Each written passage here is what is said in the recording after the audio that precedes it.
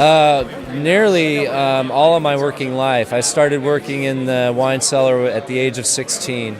I'm from Napa here, so friends of my family had a little winery, Tuluke Winery to be exact, and when I was able to get my first job, they threw me in a wine tank and had me clean and drag hoses. I was the classic cellar rat, Right. and I loved it, you know.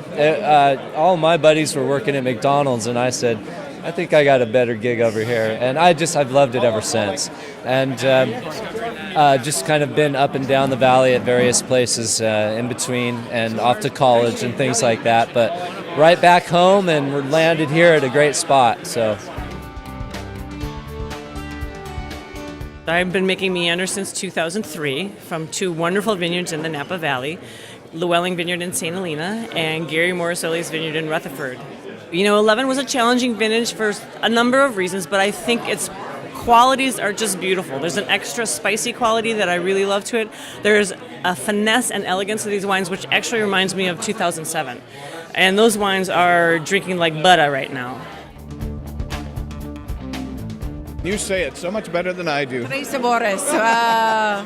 I've lost more Spanish than I ever learned, but it's really in celebration of what, you know, the people who built the valley, and also the song Sabor a Mi, which is my taste, and for me, just a real connection with passion. That's part of making wine and growing it too. Thanks for your time. Thank you. Have a good premiere. Oh, absolutely. We don't need every year to be an ultra-ripe vintage.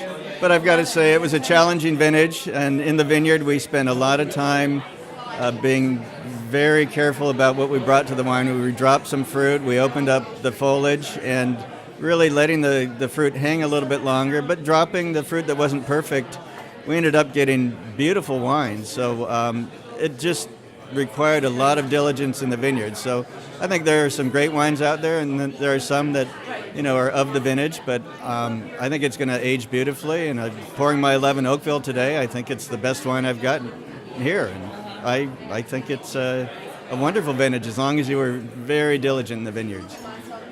You know, we did it, and I'm thrilled with the wine.